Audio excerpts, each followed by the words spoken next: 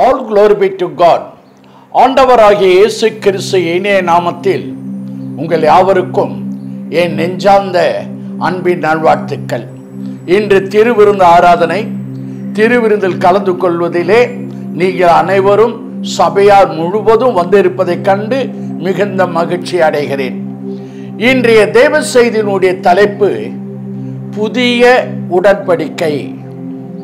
புதிய உடன்படிக்கை. அதற்கு ஆதாரமாக எடுத்துக்கொண்ட திருமறை பகுதி மத்தேயு எழுதின நற்செய்தியின் புத்தகம் 26ஆம் அதிகாரம் 26வது வசனம் 27, 28. மத்தேயு 26, 26லிருந்து 28 வேத வசனங்களை தயவு செய்து பாருங்கள். நானே உங்களுக்காக வாசிக்கட்டும். வசனம் 26. அவர்கள் போஜனம் பண்ணுகையில் இயேசு அப்பத்தை எடுத்து ஆசீர்வதித்து அதை பிட்டு சீஷர்களுக்கு கொடுத்தார். நீங்கள் வாங்கி புசியுங்கள், இது என்னுடைய சரீரமாய் இருக்கிறது. இந்த அப்பம் என்னுடைய சரீரம். மனதில் பதித்துக் கொள்ளுங்கள். 27வது வசனம். பின்பு பாத்திரத்தை எடுத்து ஸ்தோத்திரம் பண்ணி அவர்கள் கொடுத்து, நீங்கள் எல்லாரும் இதிலே பானம் பண்ணுங்கள், குடியுங்கள். அப்படி குடித்தால் என்ன நடக்கும்? வசனம் 28. பாவம் மன்னிப்பு உண்டாகும்படி அநேகருக்காக சிந்தப்படுகிற புது உடன்படிக்கைக்குரிய என்னுடைய இரத்தமாக இருக்கிறது. இது என்னுடைய இரத்தமாக இருக்கிறது. பாவம் மன்னிப்பு உண்டாகும்படி நான் சிந்த போகிற இரத்தமாக இருக்கிறது. ஆண்டவராகிய இயேசு கிறிஸ்து இந்த வேத பகுதியிலே கர்த்தருடைய பந்தியின் மாடலை இங்கு விவரிக்கிறார். இந்த கர்த்தருடைய பந்தியை அவரே செய்து காண்பிக்கிறார். ஆண்டவராகிய இயேசு கிறிஸ்து இன்னும் ரத்தம் சிந்தப்படல. ரத்தம் சிந்தப்படுவதற்கு முன்பு, தன் சரீரம் பிற்கப்படுவதற்கு முன்பு இதை ஒரு மாடலாக சபையாருக்கு, சீடர்களுக்கு அதை செய்து காண்பிக்கிறார். அவர் சொல்லுகிற ஒரு வார்த்தை, புது உடன்படிக்கைக்குரிய என்னுடைய இரத்தமாக இருக்கிறது. உடன்படிக்கை என்கிற ஒரு செய்தி ஒரு ஃபண்டமெண்டல் டாக்ட்ரின், சவுண்ட் டாக்ட்ரின், மூல உபதேச வசனமாகும் செய்தியாகும். பரிசுத்த திருமறை முழுவதும் உடன்படிக்கையால் வடிவமைக்கப்பட்டிருக்கிறது. எனக்கு பிரியமானவர்களே, உபாகம் 7ஆம் அதிகாரம் 9வது வசனம். பக்தனாகிய மோசே கூறுகிறார், நம் தேவன் 1000 தலைமுறை மட்டும் உடன்படிக்கையை காக்கிற உண்மை உள்ள தேவன். தேவாதி தேவன் உடன்படிக்கை செய்யவில்லை என்றால் நீங்களும் நானும் இப்பொழுது இருந்திருக்க முடியாது. தேவாதி தேவன் உடன்படிக்கை செய்யவில்லை என்றால் இந்த பூமி இருந்திருக்காது. எனக்கு பிரியமானவர்களே, திருமறையிலே சுமார் 85 பேர் உடன்படிக்கை பண்ணி இருக்கிறதை நான் பார்த்திருக்கிறேன். அவைகளில் மிக மிக முக்கியமான ஒரு உடன்படிக்கை மொத்தம் 7 உடன்படிக்கை இருக்கிறது. பழைய ஏற்பாடு என்பது பழைய உடன்படிக்கை, புதிய ஏற்பாடு என்பது புதிய ஒரு உடன்படிக்கை. இந்த 7 உடன்படிக்கையை நான் நிதானமாக சொல்லட்டும். ஓசியா 6ஆம் அதிகாரம் 7வது வசனம். ஆதாமோடு செய்யப்பட்ட உடன்படிக்கை. 2, நோவாவோடு செய்யப்பட்ட உடன்படிக்கை.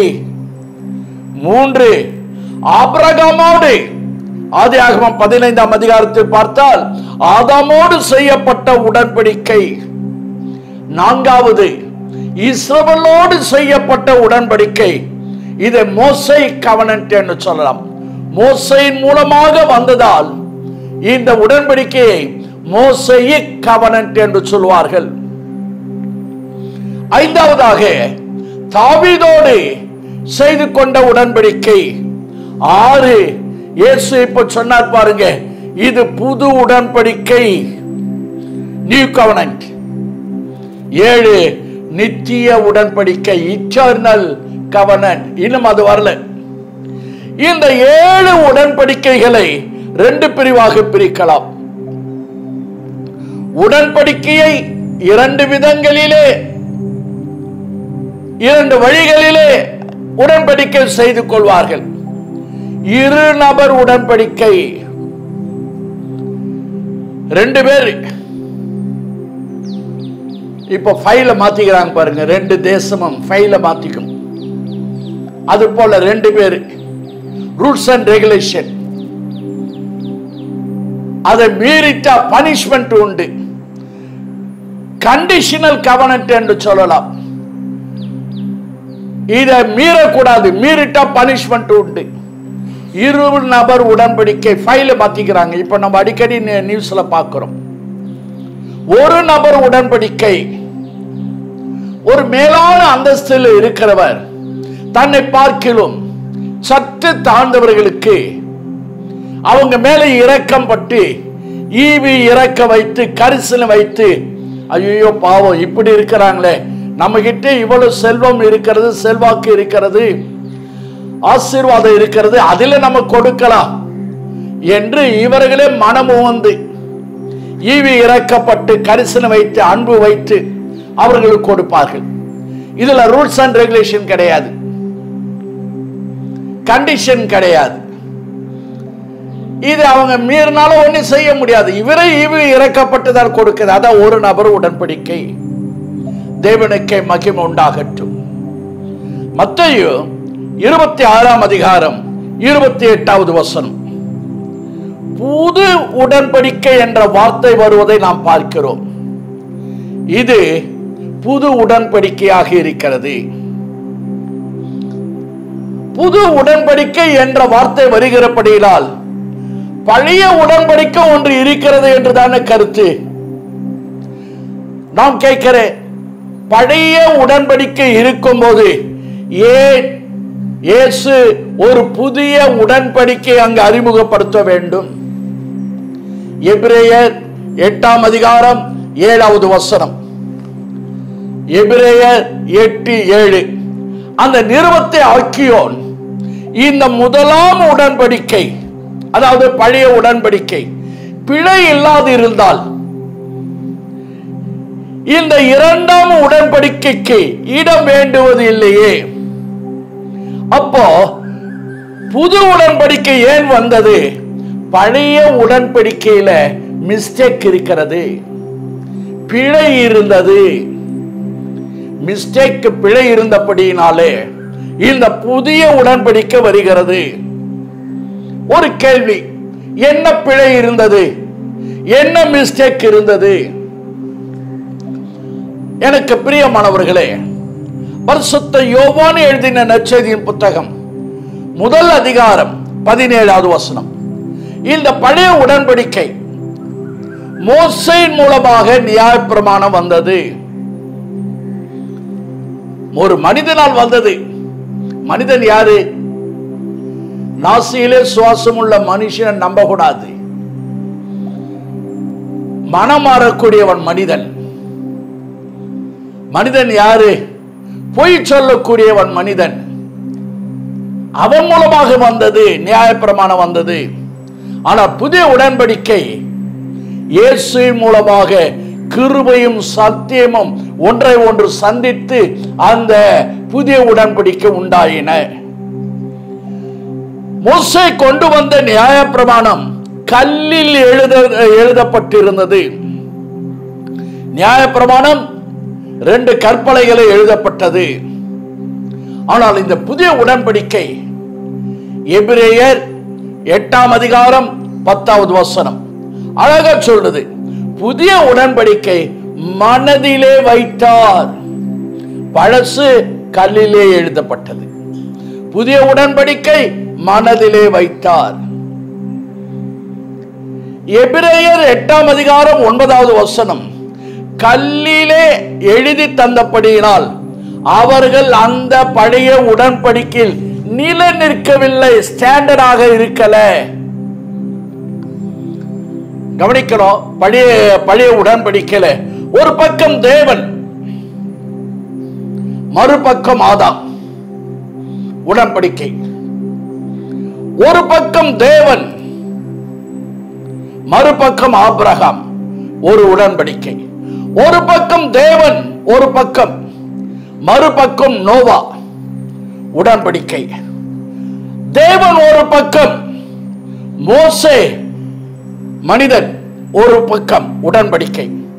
தேவன் ஒரு பக்கம், தாவீது, மறுபக்கம் தேவன். அப்போ எல்லா உடன்படிக்கைகளும் சாதாரண மனிதனோடு செய்து கொண்ட உடன்படிக்கை. தேவனுடைய பரிசுத்தத்திற்கு, தேவனுடைய உண்மைக்கு, தேவனுடைய உத்தமத்திற்கு இந்த மனிதன் ஈடு கொடுக்க முடியவில்லை. தேவன் ஒரு பக்கம், மனிதன் அவரை போலவினால் இருக்க முடியல, வாழ முடியல, பரிசுத்தமாக இல்லை, ஈடு கொடுக்க முடியல, ஸ்ட்ராங்காக இல்லை, ஆகவே நிலை நிற்கவில்லை. தேவனுக்கே மகிமை உண்டாகட்டும். இந்த பழைய உடன்படிக்கையில எண்ணற்ற அற்புதங்கள் நடக்கிறது. இந்த எல்லா அற்புதங்களும் வெளியே தான் நடந்தது. பழைய உடன்படிக்கை பாருங்க. இஸ்ரவேலர்கள் எகிப்தை விட்டு வராங்க, செங்கடல் பிரிந்தது வெளியே. தினந்தோறும் மன்னா அவர்களுக்கு உணவாக வந்தது வெளியே. கற்பாறையிலிருந்து தண்ணீர் வந்தது வெளியே. மாறா மதுரமாக மாறியது வெளியே. இறைச்சி சாப்பிடணும், வயிறார காடை இறைச்சி உண்டார்கள் வெளியே. எண்ணற்ற அற்புதங்கள் மனதில் நடக்கல, வெளியே நடந்தது. எண்ணற்ற அற்புதங்கள் வெளியே நடந்தபடியினால ஒருவரும் கானானுக்குள் பிரவேசிக்கவில்லை. ஏன்? வெறும் அற்புதம் தான் வெளியே, உள்ள எந்த ப்ராசஸ் நடக்கல. மனசுல பரிசுத்தம் இல்லை. உண்மையாக வாழணும்னு நினைக்கிறாங்க, பரிசுத்தமாக வாழணும் முயற்சி செய்யறாங்க. ஆனால் பரிசுத்தத்திலே, உண்மையிலே, உத்தமத்திலே தோல்வி அடைந்தார்கள். பரிசுத்தத்தில் ஜீரோ ஆயிட்டாங்க. அத பக்தனாகிய மோசே 90வது சங்கீதம் 9வது வசனத்தில் சொல்லுவார், நாங்கள் கதையை போல நாட்களை நாங்கள் கழித்து விட்டோம். எல்லாம் வெளியேதான் அற்புதம். ஆனால் புதிய உடன்படிக்கையில வெளியே இல்லை, எல்லாம் உள்ளே நடக்கிறது. ப்ராசஸ் உள்ள நடக்குது. புரிகிறதா உங்களுக்கு? பழைய உடன்படிக்கை, புதிய உடன்படிக்கை. புதிய உடன்படிக்கையில எல்லா ப்ராசஸும் உள்ளே நடக்கிறது. உள்ளே மனதில் ஒரு மாற்றம், இருதயத்தில் ஒரு மாற்றம், ப்ராசஸ், புதிய சிருஷ்டி. நாள்தோறும் மனிதன் புதிதாக மாறிக்கொண்டு வருகிறான். ஆனா வெறும் வெளியிலே நடந்து தோல்வி அடைவதை காட்டில் உள்ளே ப்ராசஸ் நடக்கணும். உங்களுடைய தினந்தோறும் உங்கள் உள்ளே ப்ராசஸ் நடக்குதா? இந்த புதிய உடன்படிக்கை வந்தபடியினாலே எபிரேயர் 8ஆம் அதிகாரம் 13வது வசனம், இந்த புதிய உடன்படிக்கை வந்தபடியினாலே முந்தினது பழமையாகிவிட்டது. பழமையானது நாள்பட்டது, உருவழிந்து விட்டது. பழைய உடன்படிக்கை காலாவதியாகிவிட்டது. நமக்கு பழைய உடன்படிக்கை வேணும், காலாவதியாகிவிட்டது. அந்த பழைய உடன்படிக்கை இருந்த இடத்திலே ரீப்ளேஸ் பண்ணுகிறார் ஆண்டவராக இயேசு கிறிஸ்து. பழைய உடன்படிக்கை காலாவதியாகிவிட்டது, பழையதாகிவிட்டது, உருவழிந்து விட்டது, பழமையாகி போச்சு. அதை ரீப்ளேஸ் பண்ணி புதிய உடன்படிக்கை வைக்கிறார். ஏன்? எதுக்காக புதிய உடன்படிக்கை வைக்கணும்? அவர் கம்பேர் பண்றார். எபிரேயருக்கு நிருபன் ஆக்கியோன் எபிரேயர் 7ஆம் அதிகாரம் 22வது வசனத்தில் விசேஷித்த உடன்படிக்கைக்கு பிணியாளியானார். விசேஷித்த உடன்படிக்கைக்கு பிணையாளியானார் இயேசு. ஆங்கிலத்தில் பெட்டர் கவனன், விசேஷித்த என்ற வார்த்தைக்கு ஆங்கிலத்தில் பெட்டர். பழைய உடன்படிக்கை விட இந்த புதிய உடன்படிக்கை பெட்டராக இருக்கிறது. பெட்டரானது. பழைய உடன்படிக்கை விட இந்த புதிய உடன்படிக்கை விசேஷமானது. பிரியமானவர்களே, நான் உங்களை உற்சாகப்படுத்த சொல்றேன். ஆபிரகாமுக்கு இல்லாதது, மோசேக்கு இல்லாதது, இஸ்ரவேல் ஜனங்களுக்கு இல்லாதது கர்த்தர் நமக்கு தருகிறார். பெட்டரை தருகிறார். வலது கரத்தை உயர்த்தி சொல்லுங்க. என்னை தெரிந்து கொண்ட தேவன், என்னை வேறு பிரித்த தேவன், என்னை அபிஷேகித்த தேவன், சபையில சேர்த்த தேவன் பழைய ஏற்பாட்டு பரிசுத்தவான்களை பார்க்கிறோம் பெட்டராக விசேஷமானதை எனக்கு தருகிறார். ஆபிரகாமை பார்க்கிறோம், மோசேயை பார்க்கிறோம், இஸ்ரவேல் ஜனங்களை பார்க்கிறோம். நான் விசேஷித்தவன். என் பரலோக தகப்பன் பழைய ஏற்பாட்டு பரிசுத்தவான்களை விட என்னை உயர்த்த, என்னை மேன்மைப்படுத்த, என்னை ஆசீர்வதிக்க பெட்டர் கவனத்தை கொடுத்திருக்கிறார். புதிய உடன்படிக்கை கொடுத்திருக்கிறார். பிரியமானவர்களே, எபிரேயருக்கு நிருபம் 8ஆம் அதிகாரம் 6வது வசனம் 7வது வசனம் வாசித்து பாருங்க. விசேஷித்த உடன்படிக்கை பெட்டர் கவனன்ட், விசேஷித்த வாக்கு தத்தங்களின் பேரில் ஸ்தாபிக்கப்பட்ட விசேஷித்த உடன்படிக்கை. ஆங்கிலத்தில் better covenant based on better promises. எல்லாம் சொல்லுங்க. பெட்டரை கொடுக்கிறார், அதுல பெட்டர் ப்ராமிசஸ் தருகிறார். வேறு வார்த்தையில உயிலை தருகிறார். உயில், என் பரலோக தகப்பன் நமக்கு தருகிற ஒரு உயில். based on better promises. என்ன பெட்டர் ப்ராமிசஸ்? எபிரேயர் 9ஆம் அதிகாரம் 15வது வசனம். வாக்குத்தத்தம் பண்ணப்பட்ட நித்திய சுதந்திரத்தை மனதில் பதித்துக் கொள்ளுங்கள். நித்திய சுதந்திரத்தை பெறுவதற்கு புது உடன்படிக்கையின் மத்தியஸ்தராகிவிட்டார். என்ன விசேஷம்? என்ன பெட்டர்? என்ன பெட்டர் ப்ராமிசஸ்? நித்திய சுதந்திரத்தை வைத்திருக்கிறார். நாம் ஆராதிக்கிற தேவன் நமக்கு நித்திய சுதந்திரத்தை வைத்திருக்கிறார். ஒரு பெரிய உயில் எழுதி அதுல வச்சுட்டாருங்க. சுதந்திரம் ஆங்கிலத்தில் இன்ஹெரிட்டன்ஸ். இன்ஹெரிட்டன்ஸ் என்றால் நம்முடைய அப்பா, இன்ஹெரிட்டன்ஸ் என்றால் நம்முடைய மூதாதையர்கள் நமக்கு வைத்து சென்ற சொத்துக்களை குறிக்கிறது. நம்முடைய பெற்றோர்கள் அவங்க கஷ்டப்பட்டு சம்பாதிச்சு சொத்து வச்சுட்டு போயிருப்பாங்க. அதுதான் இன்ஹெரிட்டன்ஸ். உடனே உயில் எழுதி வச்சிடறாங்க. இது எல்லாம் இவங்களுக்கு போய் சேரும், வேற யாருக்கும் ரைட் கிடையாது. உயில். அத போல நம்முடைய பரம தகப்பன் இன்ஹெரிட்டன்ஸ், அவருடைய ஐஸ்வர்யத்தை, ஆசீர்வாதத்தை, பலத்தை, மேன்மையை, ஆரோக்கியத்தை எனக்கு உயிலாக எழுதி வைத்திருக்கிறார். அதுதான் பைபிள். நல்ல கவனிக்கணும். ஒரு அப்பா உயில் எழுதி வச்சா நாம் என்ன செய்வோம்?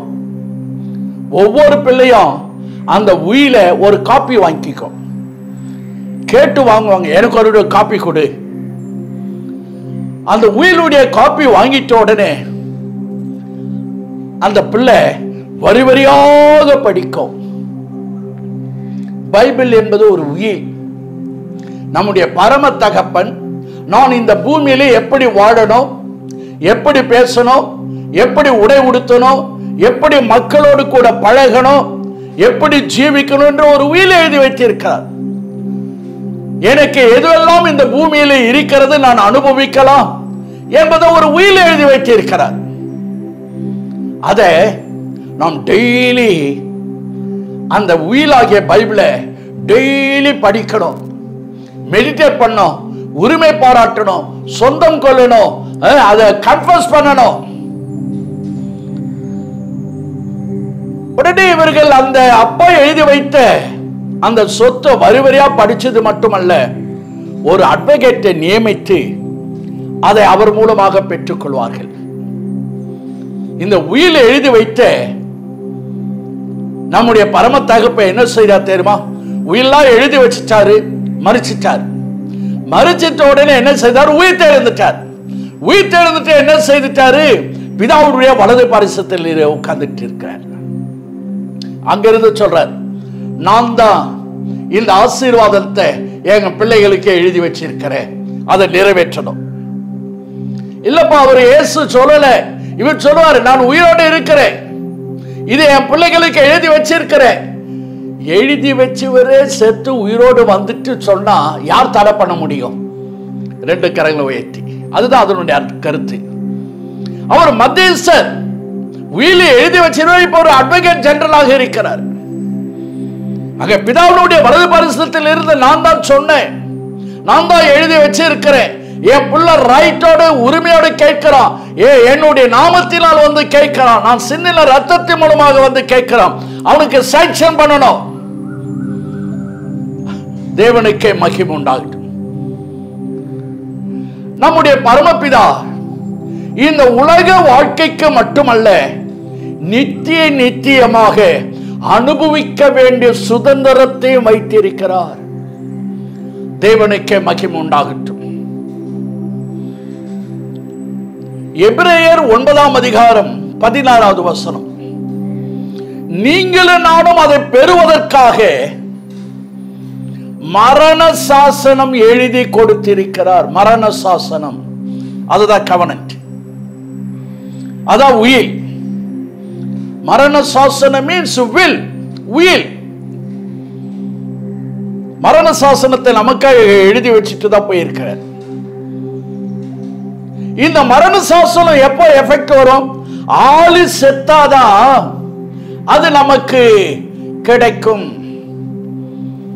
எபிரேயர் 9:16 சாசனத்தை எழுதினவனுடைய மரணம் உண்டாக வேண்டும்.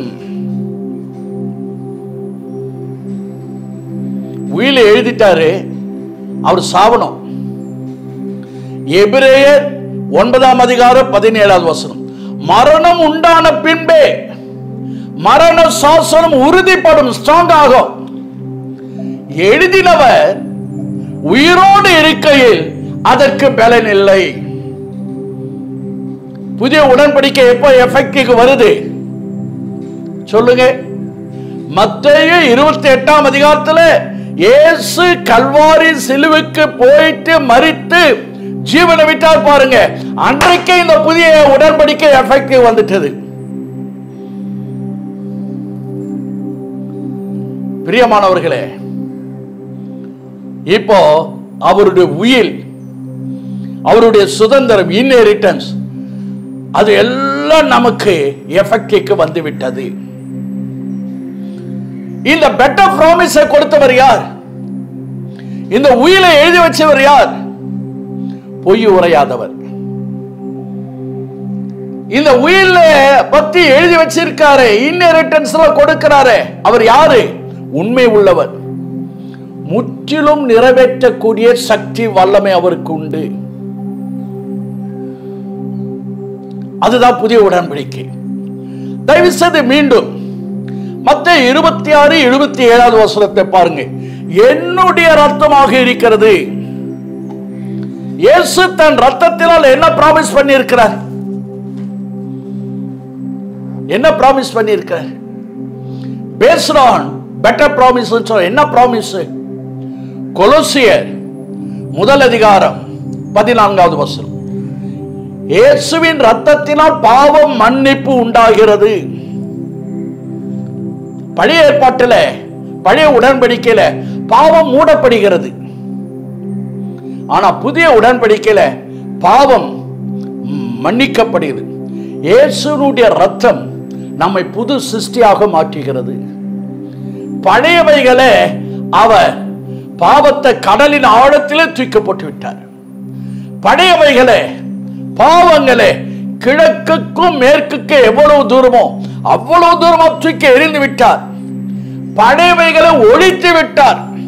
ஆனா இந்த திருவிருந்தல கலந்து கொள்கிறவர்கள் இன்னும் தங்கள் பழைய பாவம், பழைய பாவ சுபாவங்கள், பழைய குறைகள், பழைய தவறுகள் இதே நினைத்து நினைத்து வாழ்கிறார்கள். வேண்டாம். 2 கொரிந்தியர் 5:17 சொல்லப்பட்டது போல என் இருதயத்தில் புது சிருஷ்டி ஒரு ப்ராசஸ் நடந்துட்டே இருக்கிறது. எல்லாம் சொல்லுங்க, நான் ஒரு புது சிருஷ்டி. புது சிருஷ்டினா என்ன அர்த்தம்? உள்ள ப்ராசஸ் நடக்குது. 2 கொரிந்தியர் 5ஆம் அதிகாரம் 16வது வசனம். மாம்சத்தின்படி பார்க்காதீர்கள். அதான் புது சிஸ்டம். பழைய மாம்சத்தின்படி நாம பார்க்கவே கூடாது, போக்கஸ் பண்ணக்கூடாது. அவன் என்ன சாதி, அவன் என்ன கோத்திரம், அவன் ஏழையா பணக்காரனா, அவன் எந்த ஒரு, என்ன மொழி, என்ன படிப்பு, என்ன கலர், டோன்ட் கேர். நாம் பாவத்திற்கு அடிமை கிடையாது சொல்லணும்.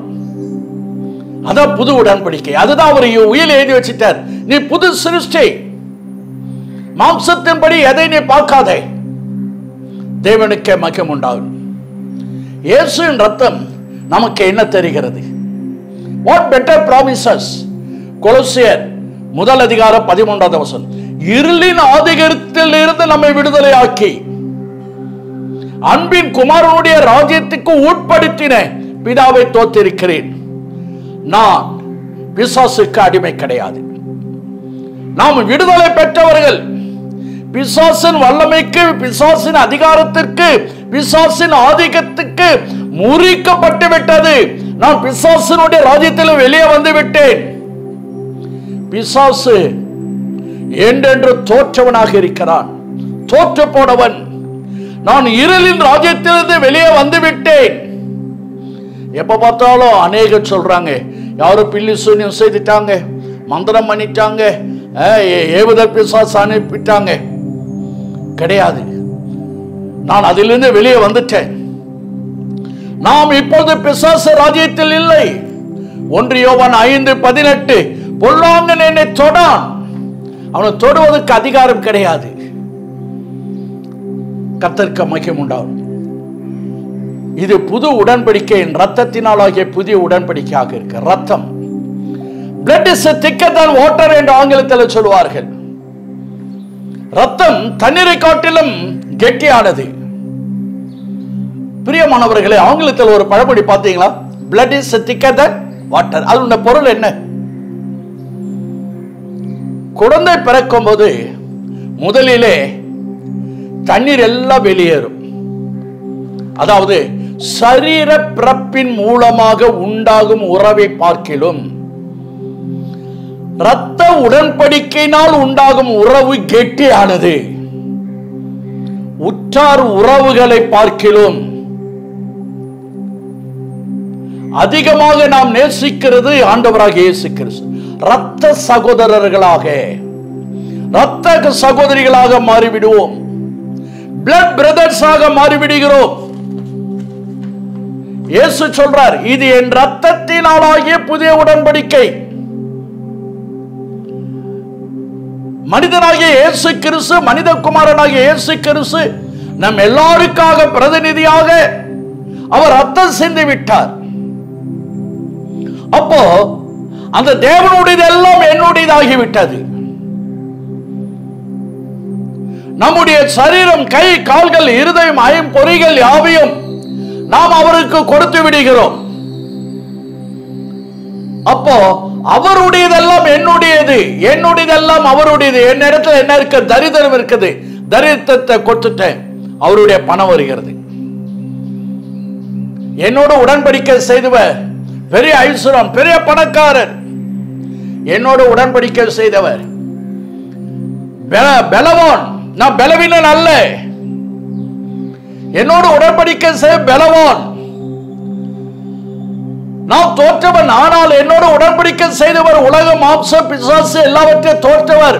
ஆகவே நான் தோற்கப்படுவதில்லை. ஜெய கிறிஸ்து என்னோட உடன்படிக்கை செய்ய, என்னோட உடன்படிக்கை செய்தவர் பெரியவர்.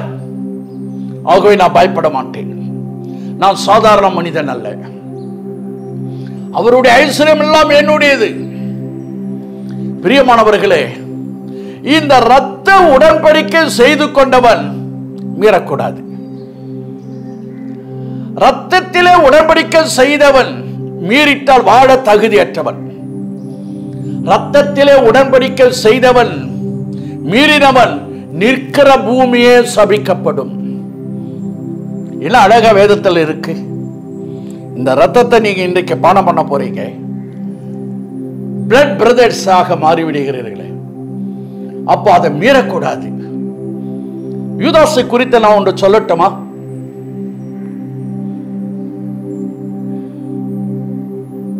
யூதாஸ் காரியத்து கர்த்தராகிய இயேசு கிறிஸ்து அப்பத்தை பிட்டு சீடர்களுக்கு கொடுக்கும் போது யூதாசும் பங்கு பெற்றான்.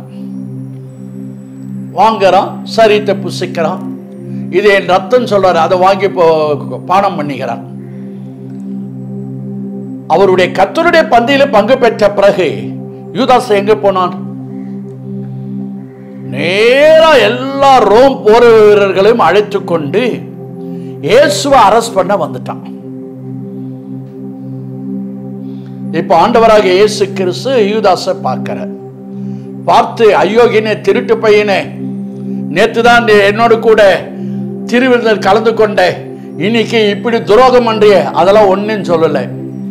பிளட் பிரதராக மாறி, ஃப்ரெண்ட், சிநேகிதனே, எதற்காக வந்தாய்? அவனுடைய பொருள், நீயும் நானும் நேற்று தினத்திலே இரத்த உடன்படிக்கை செய்து கொண்டோம். இரத்த உடன்படிக்கை செய்தவன் உடன்படிக்கை மீறலாமா? உடன்படிக்கை, இரத்த உடன்படிக்கை செய்துட்டு என்ன நடக்கும்? சாபம் அல்லவா? ஊர் மக்களை கொன்று விடுவார்கள் அல்லவா? நீ வாழ தகுதியற்றவனாயிட்டே. இதெல்லாம் அடங்கிதான் யூதாஸை பார்த்து, மை டியர் ஃப்ரெண்ட், என் சிநேகிதனே. யோசிக்கிறான் யூதாஸ், ஆமா, நேற்று ரத்தத்தில் உடன்படிக்கை செய்துட்டேன், இன்றைக்கு நான் மீறிவிட்டேன். நான்று கொண்டு செத்தான். இரத்த உடன்படிக்கை, ஸ்ட்ராங் ஃப்ரெண்ட்ஷிப். நாம் ஒன்றாக அப்பம் புசிக்கிறோம், ஒன்றாக இந்த திராட்சை ரசத்தை குடிக்கிறோம். அதாவது நாம் இரத்த சகோதர சகோதரிகள் என்று நாம் இங்க அறிக்கை செய்கிறோம். இப்படி திருவிருந்தில பிளட் பிரதர்களாக மாறிட்ட பிறகு ஒருவருக்கு ஒருவர் விரோதமாக பேசலாமா? ஒருவருக்கு ஒருவர் விரோதமான செயலை செய்யலாமா? இன்றைக்கு விசுவாசிகளுக்கு தெரியல. இது தெரியாதபடியினால பாசம் இல்லாமல், நேசம் இல்லாமல், அன்பு இல்லாமல் இருக்கிறாங்க. தாராளமாக, ஏராளமாக தீங்கு செய்கிறார்கள். ஆனால் ஒன்று, யூதாஸ் பிளட் பிரதராக மாறிட்ட பிறகு காட்டி கொடுத்தான். சாபம், மரணம். திருவிருந்து கலந்து கொண்டவர், உங்களை நீங்களே சோதித்து அறிந்து கொண்டு பங்கு பெறுங்கள். இதில் பங்கு பெறுவது தன்னைத்தானே செல்ஃப் எக்ஸாமினேஷன், தற்பரிசோதனை செய்து கொள்ளுங்க. நான் பிளட் பிரதராக மாறப்போகிறேன். நான் ஒருவருக்கு ஒருவர் தீங்கு செய்ய மாட்டேன். ஒருவர் மீது ஒருவர் அன்பாக இருப்பேன், நேசிப்பேன், பாச வைப்பேன். எத்தனை பேர் ஒப்பு கொடுக்க போறீங்க? இயேசுனுடைய ரத்தம் நமக்கு பிசாசினுடைய ராஜ்யத்திலிருந்து விடுதலை கொடுத்து விட்டது. நான் பிசாசுக்கு அடிமைப்பட்டவன் அல்ல, நான் புது சிருஷ்டி. கரங்களை உயர்த்தி